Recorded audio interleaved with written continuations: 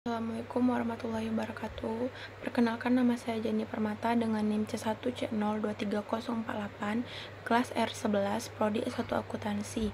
Di sini saya akan menjelaskan materi tentang tugas mata kuliah perpajakan 1 yang berjudul Pembukuan, Pencatatan, Pemeriksaan Pajak, dan Penyidikan Sanksi. Baiklah, saya langsung saja ke materi kali ini. Yang pertama, pembukuan atau pencatatan. Pengertiannya adalah Undang-Undang Nomor 16 Tahun 2009 menyebutkan pada pasal 28 ayat 9 bahwa pencatatan meliputi atas data-data yang dikumpulkan secara teratur dari peredaran, penerimaan, atau penghasilan bruto sebagai dasar untuk menghitung jumlah pajak yang terhutang, termasuk atas penghasilan yang berasal bukan dari objek pajak maupun penghasilan yang dikenakan pajak dan bersifat final. Sedangkan dalam undang-undang yang sama tentang Ketentuan Umum dan Tata Cara Perpajakan, pada pasal 1 ayat 29 menyebutkan bahwa pembukuan merupakan suatu proses pencatatan yang dilakukan secara teratur dengan pengumpulan data dan informasi keuangan yang meliputi harta, kewajiban, modal, penghasilan, biaya, serta total perolehan dan penyerahan atas barang dan jasa. Yang selanjutnya adalah kewajiban pembukuan atau pencatatan. Pada prinsipnya, wajib pajak orang pribadi yang melakukan kegiatan usaha atau pekerjaan bebas dan wajib pajak badan di Indonesia wajib menyelenggarakan pembukuan. Namun, kewajiban pembukuan itu dilakukan kecuali bagi wajib pajak orang pribadi yang melakukan kegiatan usaha atau pekerjaan bebas yang sesuai dengan ketentuan perundang-undangan perpajakan. Diperbolehkan menghitung penghasilan neto dengan menggunakan norma penghitungan penghasilan neto atau NPPN sesuai dengan pasal 28 ayat 2 Undang-Undang KUHP. Selanjutnya adalah sanksi tidak menyelenggarakan pembukuan atau pencatatan. Bagi wajib pajak orang pribadi dan badan yang tidak melakukan pembukuan, maka akan mendapatkan sanksi atas tidak mengadakannya pembukuan, antara lain yang pertama, pajak terhutang yang ditetapkan oleh Surat Ketetapan Pajak akan dinaikkan menjadi 100%. Khusus untuk PPh 29 akan dinaikkan menjadi 50%. Yang kedua, jika WP pribadi ataupun badan memperlihatkan pembukuan atau dokumen lain palsu yang seolah-olah dibenarkan, tidak mengadakan pembukuan dan tidak memperlihatkan dokumen lainnya, maka akan mendapatkan pidana sampai 3 tahun dan denda sampai 4 kali jumlah pajak yang tidak dibayar. Selanjutnya adalah pemeriksaan pajak. Pemeriksaan pajak adalah serangkaian kegiatan menghimpun dan mengolah data, keterangan, atau bukti yang dilaksanakan secara objektif dan profesional berdasarkan suatu standar pemeriksaan untuk menguji kepatuhan pemenuhan kewajiban perpajakan untuk tujuan lain dalam rangka melaksanakan ketentuan peraturan perundang-undangan perpajakan. Selanjutnya adalah sasaran pemeriksaan. Terdapat beberapa sasaran pemeriksaan. Yang berikut adalah yang pertama, wajib pajak yang mengajukan permohonan pengembalian kelebihan pembayaran pajak sebagaimana dimaksud dalam pasal 17B Undang-Undang KUHP. Yang kedua, wajib pajak melakukan penggabungan, peleburan, pemekaran, likuidasi, pembubaran, atau akan meninggalkan Indonesia untuk selama-lamanya. Yang ketiga, wajib pajak melakukan perubahan tahun buku atau metode pembukuan karena dilakukannya penilaian kembali aktiva tetap. Yang keempat, wajib pajak yang telah diberikan pengembalian pendahuluan kelebihan pembayaran pajak. Yang kelima, wajib pajak menyampaikan SPT menyatakan rugi. Selanjutnya adalah tujuan dan prosedur pemeriksaan. Tujuan pemeriksaan sesuai dengan definisi pemeriksaan di atas, tujuan dilakukannya pemeriksaan adalah untuk pengujian kepatuhan, pemenuhan kewajiban perpajakan wajib pajak, atau tujuan lain dalam rangka melaksanakan ketentuan peraturan perundang-undangan perpajakan.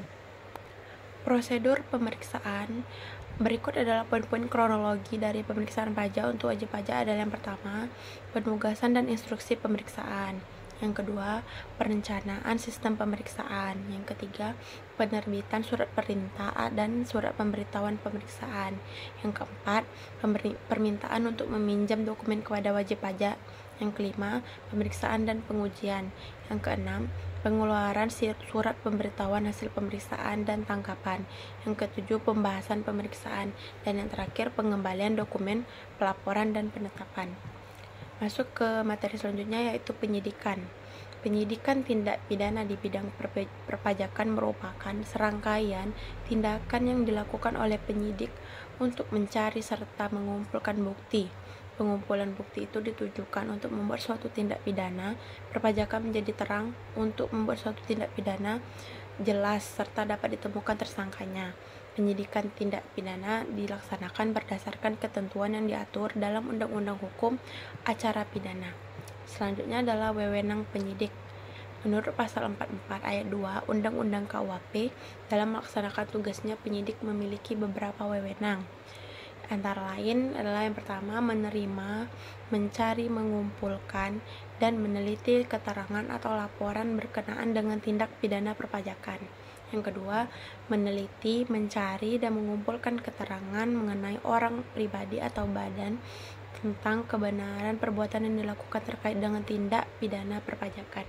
Yang ketiga, meminta keterangan dan bahan bukti dari orang pribadi atau badan terkait dengan tindak pidana perpajakan.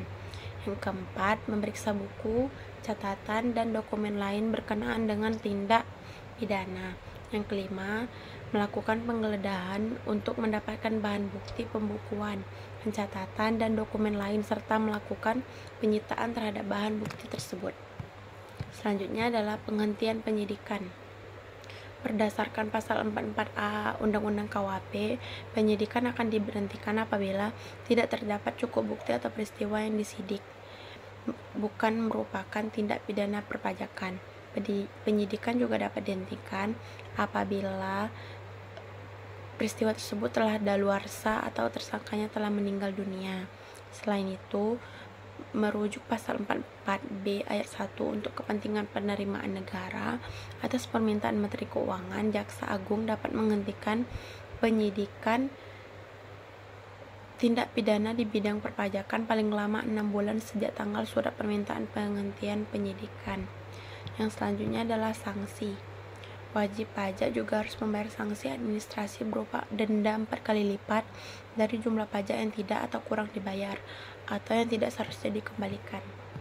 Masuk ke materi selanjutnya adalah sanksi perpajakan. Sanksi perpajakan secara umum ada dua. Yang pertama, sanksi pajak administratif dan sanksi pidana. Sanksi pajak administratif adalah sanksi yang dikenakan dengan melakukan pembayaran kerugian kepada negara yang telah diakibatkan dari pelanggaran oleh wajib pajak. Seperti yang sebelumnya telah dijelaskan, sanksi pajak administratif meliputi sanksi denda, sanksi bunga, sanksi kenaikan. Sanksi denda biasanya diberikan kepada wajib pajak yang melakukan pelanggaran dalam hal pelaporan pajak. Misalnya SPT tidak dilaporkan, adanya pengungkapan ketidakbenaran dalam SPT, hingga tidak membuat faktur pajak. Kalau sanksi bunga, biasanya berkaitan dengan ketidakdisiplinan wajib pajak dalam melakukan pembayaran pajak. Misalnya terlambat atau menunda pembayaran pajak, gagal bayar pajak karena gagal berproduksi atau kurang bayar. Dan sanksi kenaikan merupakan sanksi pembayaran pajak yang berlipat sesuai dengan pajak atau tidak atau kurang bayar. Oleh karena itu, sanksi kenaikan dinilai memiliki konsekuensi yang lebih besar dibanding sanksi administrasi lainnya di mata wajib pajak. Sanksi perpajakan. Yang kedua adalah sanksi tindak pidana. Sanksi tindak pidana juga ditetapkan kepada wajib pajak yang terindikasi melakukan pelanggaran, baik yang sengaja maupun tidak sengaja, dalam hal menjalankannya sebagai wajib pajak. Dapat menimbulkan tuntutan pidana. Tindakan pelanggaran tersebut dapat berupa memanipulasi data seperti membunyikan data perpajakan hingga tidak menyetorkan pajak. Berikut jenis pelanggaran dan sanksi pidana yang berlaku di Indonesia. Setiap orang yang dengan sengaja tidak menyampaikan SPT atau menyampaikan SPT namun isinya tidak sesuai atau tidak benar sehingga dapat merugikan negara, maka sanksi pidana tersebut berupa kurungan paling sedikit 3 bulan dan paling lama 1 tahun dengan denda paling sedikit 1 kali dan paling banyak 2 kali dari pajak yang terutang.